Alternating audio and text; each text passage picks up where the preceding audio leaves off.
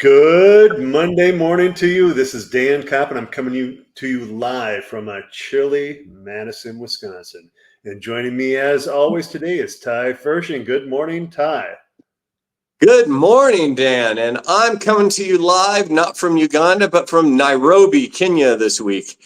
It's a little cooler, but not too bad. Anyway, I look forward to having this discussion on Leadership 201, that's for sure. Right on. Well, good to see you, Ty. And I think it's probably a little warmer there than it is here this morning. We're in the low 30s today. All right. Well, today, in this episode of Becoming an Enhanced Leader, we're going to talk about Leadership 201. You're hired. Now what? Before I get into that, I welcome you to jump on our LinkedIn profiles and follow both of us by going across from our profile pictures. There's a little bell. You can click on that bell icon and you can follow our content. If you would like to work with us, you have any questions, you have any comments, we would also like to hear from you. So feel free, if you're watching live, feel free to drop a comment or a question in the box or in the comment box. And if you're watching the replay and you would like to contact with us, feel free to DM us on LinkedIn. And you can see our email addresses at the bottom of the screen, dan@leadingbuffalo.com and ty@tradesecrets.com.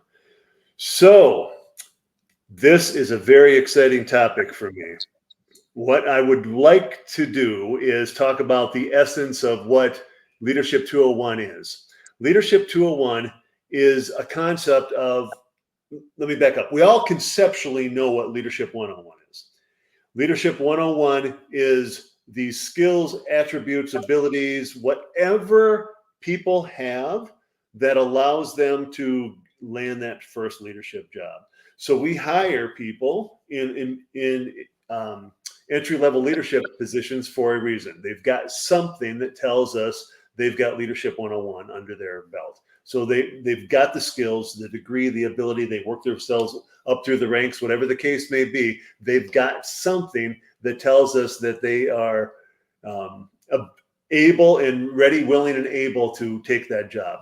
Oftentimes, though, and I discovered this a couple of years ago, I was getting interviewed on a podcast, oftentimes that there is a disconnect between the people who hire the new leader and the support that new leader needs or should have.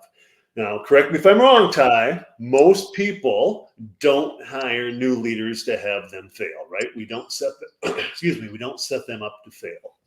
Absolutely. Absolutely. So keeping that in mind, it's incumbent upon those who are in the position to support new leaders to do so. So we know they have Leadership 101, but we've got to support them in 201. And that looks different for every situation. So there's various reasons the lack of support happens. And I discovered this a couple of years ago when I was getting interviewed on a podcast, and I was a non-commissioned officer, and the host who was interviewing me was a transition Army officer, was getting out of the Army. And we talked about how I didn't have support when I became a non-commissioned officer from those above me, just like he didn't have support when he was a brand new second lieutenant. We had Leadership 101. We got those positions for a reason. We earned them, got the degrees, earned the positions. We're here. The support from above was not present. So once I discovered that, I started consciously interacting with leaders in other companies and about the things they went through as new leaders, and also support they're giving or not giving their new leaders in their companies. And I discovered a pattern across private, nonprofit, public, and obviously the military, that there's a lack of support for new leaders. We all want them to succeed, but we don't want them we don't want them to fail, but we don't support them. Reasons for the lack of support are varied. Sometimes it's a lack of skill set on the first line supervisor. I hired this first level leader. I'm the middle level manager, and I don't have the skills to help build, support, coach, and harness the talent that I just hired. Sometimes it's ego, quite honestly, because if we reach down in the organization, try to pull those people up and help them enhance their leadership skills, then all of a sudden, are we vulnerable at the position we are at? So as middle level or senior level leaders, if we build up our junior leaders, ego sometimes gets in the way because we can't have people below us in the organization better than we are. Well, I don't support that, but some people think that and internalize that and therefore don't support it. Sometimes just pure laziness. I don't want to do it. They've got their job and let them do it. Sometimes it's an overwhelmed feeling from the second level supervisor where I've got, all right, I hired you to do 101. I've got my own stuff to do. I've got 60 hours worth of work to do in a 40-hour work week. I don't have time to hold the hand of a new leader. Happens quite a lot. And finally, this one really rankles me. Sometimes it's not organizational culture to support new leaders. I've run into companies, large and small, where there's a certain way to do leadership, which, again, I don't support that manner. Everybody's got to lead in a way that's comfortable for them. We've talked about that in previous episodes, and that's what brought Ty and me together. We've got to lead in a manner that's right for us, and we help others learn to do that. But sometimes organizations say, this is the way we lead here. And in that process or that SOP, there's no room for Leadership 101 because it's not mandated or dictated in the procedures within that company. Therefore, it's not done by the second level leadership. Ty, I'm getting a lot of positive reinforcements when I'm talking to you. You're nodding in agreement with a lot. Any thoughts come to mind when I was rambling there for a couple minutes? Yeah, one other thing, and I don't know if you touched on it specifically, but a case that happened to me is I was 3 years into a job in a leadership position. And basically the CEO comes up and we're talking and they're looking at me and they're like, yeah. And I guess because the age that I went into the position and the way I carry myself, I kind of skipped that leadership 201 thing because they didn't think I needed it. They weren't lazy. They had the training program, but because of just who I was and the way I projected myself, they go, sometimes I forget that it's only your third year here. And we should have done some things with you in these 3 years. And I got an apology. And they're like, I'm sorry for letting you down. And I'm like, we just kind of threw you into the wolves and you survived. And there wasn't even noticeable that you were having issues at times. And I was like, well, I didn't know how to respond. I said, well, thank you very much, but I think I'm good now. Yeah, you're more than good, but we could have risen you up quicker and they could have groomed me better. And so that was another aspect that sometimes it just happens. It's just, I mean, bad luck, because everybody needs, when they're in a new position, to be shown the ropes and instead of just thrown in. And some survive and some sink and some just say even keel. So. I love what you said. And I agree with you 100% in regard to you've got someone in a leadership 101 position. They're first level supervisor, even middle level managers who've changed jobs from initial level to middle level. That's a different job. Theoretically, conceptually, it might be a different career because you've got you're leading leaders as opposed to leading the people below you in the organizational chart. So it's a different thing. You can have success without any support from the staff. Let's face it, people have success. But the way you frame that in regard to think of the success those leaders could have or the growth they could have experienced if we actually supported them. And our job as leaders is to get those below us in the organizational chart ready for the next step. We train them up and we train them and hope they stay and they're going to be a better employee and a better teammate and better organization because of it. If they go off to bigger and better things, great, we did our job, we trained them up. It's time to get somebody else in that position and do the same thing. Rinse and repeat, right? We do it again and again and again. So it's imperative upon leaders to support those below us in the organizational chart, especially new leaders. I personally remember when I first got my first administrative position in public education, and like my heart, I was just really, heart was going crazy. Like, oh boy, I hope I don't suck at this was sort of the thought that was going through my mind. And there was total lack of support from above in the organization in which I was working, because it was assumed based on what I brought to the table in the interviews, my successful teaching career, plus I had military experience. Well, he's on his own.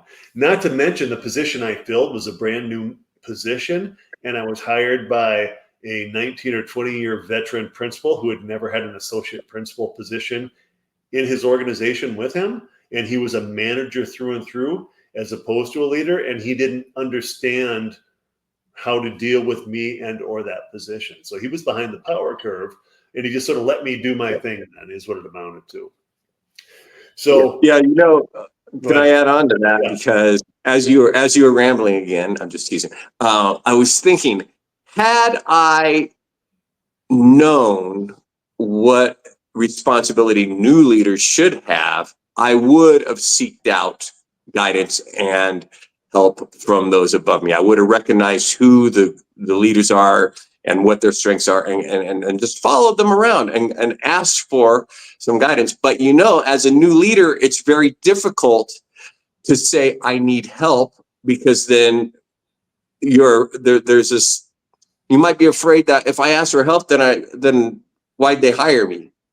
But the whole idea is you want to raise the organization as a whole. And you can't be timid when you're trying to learn and trying to gain experience. You have to, as a new leader, you kind of have to go, okay, what do I need? And tell your superiors what you need in order to succeed or to do your job better. I agree. And you just made me think of, I have a close friend / colleague who was in the position where he had questions. He often and frequently and nonstop, like all the time. And I was his sounding board for several years when he was new. But instead of saying, I need help, he did the same thing without using those words. He would always present the situation. Here's my leadership quandary. Here's what's going on. Here are the players. This is what's going on. This is what I'm thinking. This is what I think I should do. What do you think? So he didn't come and say, I need help. Here's the mess in front of me. What should I do? He came to me and said, hey, here's the mess in front of me. Here's what I'm thinking about. Here's what I think I should do. What do you think? And I love that in leaders. And it goes back to having the self-confidence to ask, but you can do it in a manner that doesn't make you feel, for others to feel like, well, why did we hire this Ty guy? All he does is ask for help and support. And if you just twisted a little bit and spun the narrative a little bit, I call it stroking the message. You stroke them and say, hey, boss, this is the situation I've encountered. This is what I'm thinking. This is what I think I ought to do. What is your input? And 99% of the time, the colleague in question, he was on the right path already. And I say, hey, you trust your gut, dude. You know what you're doing. But continue to ask, continue to interact with me, and we can talk through all these things, but you can start trusting your gut because you're on the right track. Yeah, that's what it boils down to, because it comes from both ways in Leadership 201. It comes from the new leaders, and it comes from the extended leaders or experienced leaders that hired you. So you have two realms that we can deal with and help people on either realm. Right. So that's why I really like 201 for that aspect, because of the duality it has. It's just not, well, these are what the leaders who hired you should be doing. It's like, what should you be doing as a new leader? And there's two different sides to the story to have that growth and to really make that growth exponential in your leadership capacity. Oh, absolutely. So if you're a new leader and you're watching this or listening to us, you need to think about what got you to where the point you are. What learning processes did you go through that got you to a point that you were comfortable with one-on-one, that you landed your job? Embrace the way you like to grow as a leader and continue to do so. So maybe it's your network. If you're in a first level leadership position, odds are there are other people similarly situated in your organization. If not, find a place where they are. There are new leaders everywhere in the world. So find them, go out and embrace them, learn together. That's one way to do it. Maybe it's coaching and mentoring. Well, hey, Ty and I are here to help. You want to become an enhanced leader? Feel free to contact us. Again, our emails are at the bottom of the screen, or you can DM us directly on LinkedIn. So maybe it's coaching and mentoring. Maybe it's reading books. Hey, read a book if that's your thing. Take a class, take enhanced leadership classes, whatever the case may be. Seek out the opportunity to continue to learn, as Ty said. So that's one facet of what we're talking about. The other thing is, once you're in the position and you're moving up in the ranks, don't forget about the people below you in the organizational chart. So let's assume you succeed for 2 or 3 years in your current new leadership position. And 3 years from now, you're now middle level management. don't forget the people who are replacing you. You do not need to perpetuate the systematic lack of oversight we have for leadership, the need for leadership 201. And when I talk to people, when I'm on stage, I'm talking about this to people. I'm like, all right, everybody close your eyes and think about the first week on the job when you were a new leader. And some people don't go so far as to start crying, but it was traumatic for a lot of people, me included. Like, oh my God, I don't know what I'm doing. I'm just floundering here. And I'm just wandering, like I didn't know what was going on. It felt like I came out of it successfully, but I really lacked confidence. So when that happens, picture yourself in that new leadership position and the feeling, the angst, what you were feeling that first day, that first hour, that first week, that first month, whatever, and harness that and think, I need to take care of my people. As a leader, that's one of the first things you should ever think about is taking care of your people.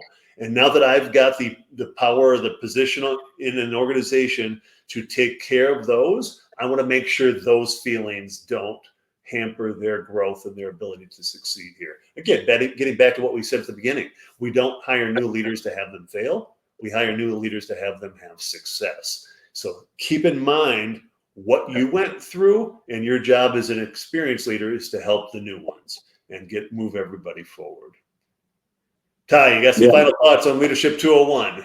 Yeah, the thing, you've hit it like 3 times, but you never really said it, but you alluded to it. The whole idea of knowing where you are, whether you're an experienced leader or a new leader, is tantamount to keeping your balance of what's going on, because you can get frustrated as a new leader, and you always got to maintain that personal state, that positivity, because you can't be disgruntled because people aren't doing their job, but you can actually advocate for yourself as a new leader, or as Dan said, frame it in a way where, look, hey, I got this situation. This is what I'm thinking of doing.